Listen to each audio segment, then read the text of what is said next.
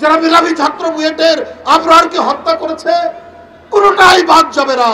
আপনার ছাত্রলীগ যুবলীগের সোনার ছেলেরা এখন মানুষ বলে ওরা আর সোনার ছেলে নেই, ওরা এখন হীরের ছেলে হয়ে গেছে, ওরা হীরার ছেলে হয়ে গেছে।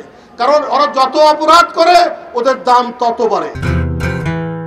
বিএনপির জন্য দিনের আলো, বিএনপির জন্য দিনের আলো যেন নিষিদ্ধ।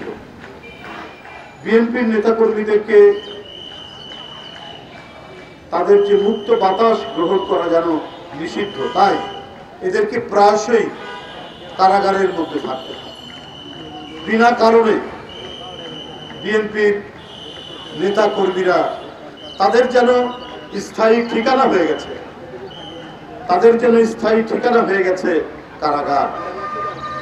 বন্ধুরা, বিএনপির শীর্ষ নেতৃবৃন্দ সহ মহাসচিব, স্ট্যান্ডিং কমিটির মেম্বার, ভাইস চেয়ারম্যান, যুগ্ম মহাসচিব, নানা পর্যায়ের কেন্দ্রীয় নেতৃবৃন্দরা সহ আজকে দীর্ঘ 3.5 মাস 4 মাস কারাগারে থেকে তারা বেরোলেন। কিন্তু এই কারাগারে ঢোকানো, ধরে ফেলা, কারান্তরিত করা এই কর্মসূচি, শেখ হাসিনার কর্মসূচি যেন শেষ হচ্ছে। আবার মনে হয় তিনি একটি ফোবিয়া, একটা আতঙ্কের মধ্যে বোধহয় ভুগছেন। কারণ তিনি জানেন যে তার জনসমর্থন নেই। জনসমর্থন না থাকলে সেই সরকাররা প্রচন্ড স্বেচ্ছাচারী হয়, ফ্যাসিস্ট হয়ে ওঠে এবং জনগণের আওয়াজ পেলেই নির্মমভাবে সেটাকে দমন করে। সেই দমনের প্রক্রিয়া নানা রকম। কারাগারের ভিতরে তাদেরকে বন্দী করে রাখা, আয়না ঘর তৈরি করা, রাস্তাঘাটে সন্ত্রাসী লেলিয়ে নেওয়া অথবা আইন শৃঙ্খলা বাহিনী কর্তৃক ব্যাপকভাবে বেধড়ক মারপিট করা, এটাই চলে। একটা দামি নির্বাচনকে সামনে রেখে কারাগারে ছিলেন নেতাকর্মীরা প্রায় 3.5 মাস 4 মাস, প্রায় 25 থেকে 26 হাজার নেতাকর্মী। তাদের অনেকেই এখনো, কয়েক হাজার এখনো বন্দী আছে। তারপরে কেন হাবিবুন নবী খান সোহেল কারাগারে, মীর নওয়াজ আলী কারাগারে, সাইফুল ইসলাম নীরব কারাগারে, তাহলে কেন হাবিবুর রশিদ হাবিব কারাগারে, আব্দুল কাদের ভূঁইয়া জুয়েল ছাত্রদলের সাবেক সভাপতি সহ স্বেচ্ছাসেবক সম্পাদক সে কেন কারাগারে, খায়রুল কবির খোকন সাবেক ডাকসু জিএস সংগ্রামী নেতা যুগ্ম মহাসচিব সে কেন কারাগারে? এর জবাব কি শেখ হাসিনা দেবেন? উনি তো দিতে পারবেন না। উনি দিতে যদি পারতেন তাহলে তিনি অবাধ সুষ্ঠু নির্বাচন দিতেন। কারণ জবাব একটা ওনার মনের মধ্যেই আছে, আমাকে যেন তেন প্রকারে টিকে থাকতে হবে, আমাকে টিকে থাকতে হবে। তিনি আজকে বলেছেন রাজবন্দী কেউ নেই, রাজনৈতিক কারণে কেউ বন্দী নেই, এরা বিভিন্ন মামলার আসামি, অপরাধী। তো রাজবন্দী বলে কোনো আইনি ভাষা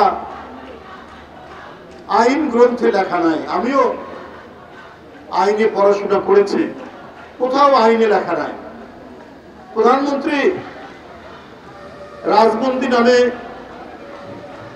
কোন শব্দ কি আইন গ্রন্থে লেখা আছে? রাজনৈতিক কারণে কেউ বন্দী?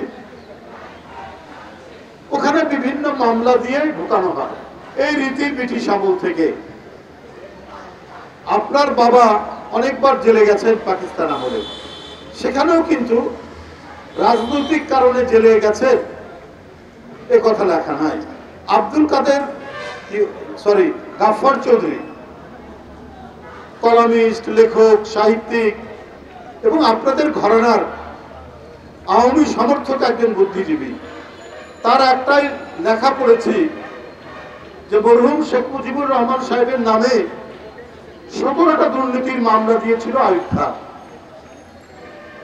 কিন্তু সারা দেশের মানুষ মনে করত উনি সহ আরে অনেক যেসব রাজনীতিবিদদেরকে বিভিন্ন মামলায় কারাগারে ঢোকানো হয়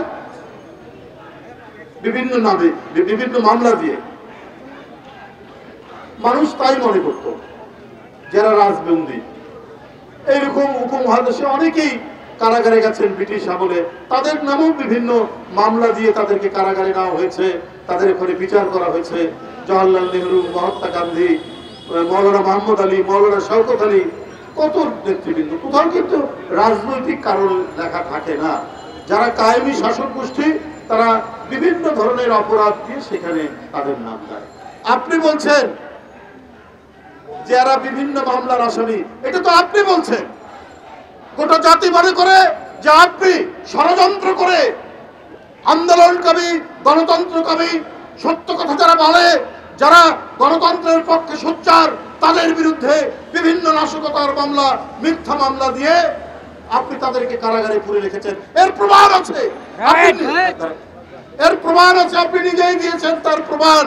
আপনি যে মামলা দেন, আপনি যে জেলখানায় আটক করে রাখেন, আপনার মনে নাই প্রধানমন্ত্রী আপনি লন্ডনে যখন জনগণের মানে বাংলাদেশিদের বিক্ষোভের মুখে আপনি কি বলেছিলেন সাংবাদিকদেরকে?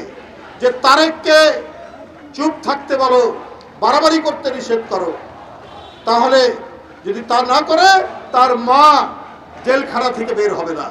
আপনার এই কথাটাই তো প্রমাণ করে যে আপনি বিএনপির নেতাকর্মী, একবারে দেশনেত্রী বেগম খালেদা জিয়া, দেশনায়ক তারেক রহমান থেকে তৃণমূলের একজন কর্মী, সবগুলোই আপনার নির্দেশে, আপনার কথায় তাদেরকে জেলে পোড়া হয়, তাদের নামে মিথ্যা মামলা দেওয়া হয়, তাদের নামে সাজা দেওয়া হয়। এটা প্রমাণিত। গণমাধ্যমে দুই একদিন আগে এসছে, ক্ষমতা ঘনিষ্ঠ একজন ব্যক্তি 14টি হত্যা মামলার আসামি, তার 5 বছরের সাজা হয়েছে। কারণ তিনি সরকারের ঘনিষ্ঠ। ওদের অপরাধী, ওদের সিন্ডিকেট বাজ, ওদের মাফিয়া চক্র, ওদের গুন্ডাতন্ত্র, এদের প্রত্যেকের। আপনি নাশকতার কথা বলেন প্রধানমন্ত্রী, বিএনপি তখন ক্ষমতায়, আগের শেরাটন বর্তমান হোটেল ইন্টারকন্টিনেন্টাল, এখানে বাসে আগুন লাগিয়ে যারা পুরালো, আপনি ক্ষমতায় এসে তাদের নাম প্রত্যাহার করে নিয়েছেন। আপনার যে 14টা মামলা দিয়েছিল, আপনার নেতারা বলেছিলেন রাজনৈতিক কারণে, তো 15টা, অধিকাংশই দুর্নীতির মামলা, 15টি মামলা দিয়েছিল। তাহলে আপনি যদি বলেন বিএনপির নেতাকর্মী, গণতন্ত্রকামী নেতাকর্মী এরা হচ্ছে অপরাধের কারণে জেলে নেওয়া হয়েছে, তাহলে ওগুলো কি আপনার নামে যে 15টি মামলা ছিল, সেই 15টি মামলা কি রাজনৈতিক কারণে লেখা ছিল? দুর্নীতির মামলা। আপনি ক্ষমতার জোরে আপনি বাতাসে ওইটা উড়িয়ে দিয়েছেন। কিন্তু প্রধানমন্ত্রী আপনাকে বলে রাখি, প্রত্যেকটারই রেকর্ড আছে, এই রেকর্ড মুছে ফেলতে পারবে না। আপনি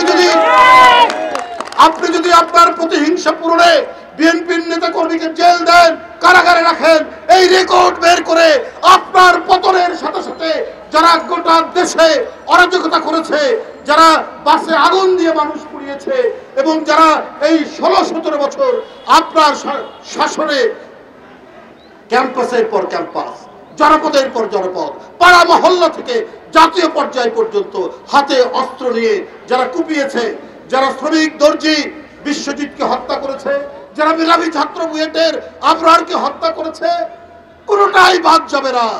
এটা দিনে দুপুরে সূর্যের আলোর মতো আপনার লোকেরা, আপনার সোনার ছেলেরা, আপনার ছাত্রলীগ যুবলীগের সোনার ছেলেরা, এখন মানুষ বলে ওরা আর সোনার ছেলে নেই, ওরা এখন হীরের ছেলে হয়ে গেছে, ওরা হীরার ছেলে হয়ে গেছে। কারণ ওরা যত অপরাধ করে ওদের দাম তত বাড়ে, ওদের দাম তত বাড়ে। গোটা বুয়েটের সাধারণ ছাত্ররা ওরা বলছে এই ঘৃণ্য ছাত্র রাজনীতির নির্মম শিকার হচ্ছে আবরার। তারপরেও ছাত্রলীগ শার্টের বোতাম খুলে মাস্তানের মতো তারা বুয়েটের মধ্যে ঢুকেছে, ছাত্রলীগের রাজনীতি, ছাত্র রাজনীতির কথা বলে। তো আপনি মনে করছেন যে মানুষ কি এগুলো মনে রাখছে না? মানুষ এগুলো ঠিকই মনে রাখছে। আপনার প্রতিটি পদক্ষেপ প্রত্যেকটা মনে রাখছে। আর আপনি যে কথাগুলো বলেন মানুষ এইটা বিশ্বাস করে।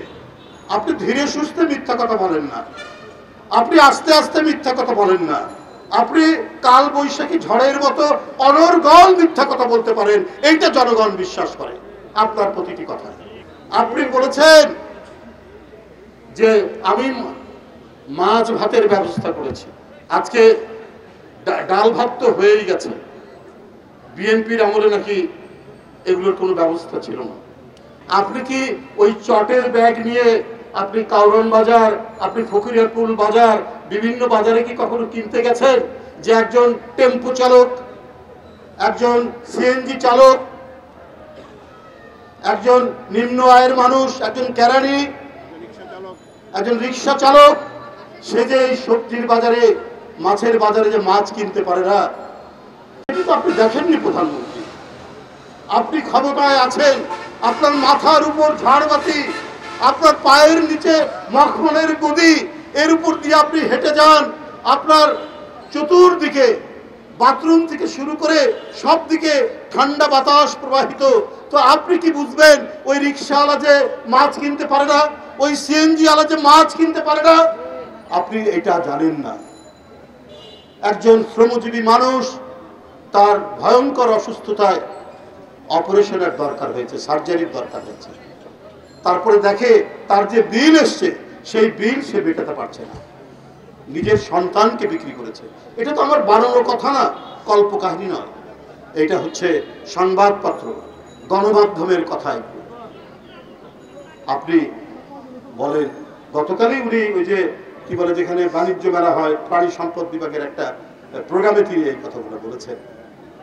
কি হাহাকার যাচ্ছে, কি অনাহার ক্লিষ্ট মানুষ। এইবার ঈদে মার্কেটগুলো প্রায় শূন্য হয়ে গেছে, মানুষ কেনাকাটা করতে পারেনি, ক্ষুধার্ত মানুষ, তাদের আহাজারি আপনি শোনেননি, কিন্তু এদেশের জনগণ শুনছে। কত কঠিন বাস্তবতার মধ্যে দিয়ে এই ঘোর দুর্দিন তারা অতিক্রম করছে। বন্ধুরা আমার, আমি বক্তব্য দীর্ঘায়িত করতে চাই না। আমি যে সকল নেতৃবৃন্দকে গ্রেপ্তার করা হয়েছে, দীর্ঘদিন ধরে যারা গ্রেপ্তার আছেন, হাবিবুল ইসলাম হাবিব, সাতক্ষীরা জেলা বিএনপির সাবেক সভাপতি, বিএনপির সমাজ কল্যাণ বিষয়ক প্রকাশনা সম্পাদক, বিএনপি পাবনা জেলা বিএনপির আহ্বায়ক, তিনি আজ কারাগারে। হাবিবুল ইসলাম হাবিব কারাগারে। আজকে মাসের পর মাস, বছরের পর বছর মিথ্যা মামলায় আপনি তাদেরকে কারাগারের মধ্যে রেখেছেন। অন্যায় করে রাষ্ট্র ক্ষমতাকে কবজায় নিয়ে আপনি যে প্রতিশোধের খেলায় মেতে উঠেছেন, এই খেলায় আলটিমেটলি আপনি পরাজিত হবেন। আপনাদের সকলকে ধন্যবাদ। আমি অবিলম্বে গ্রেপ্তারকৃত নেতৃবৃন্দের আশু মুক্তি কামনা করছি। ধন্যবাদ।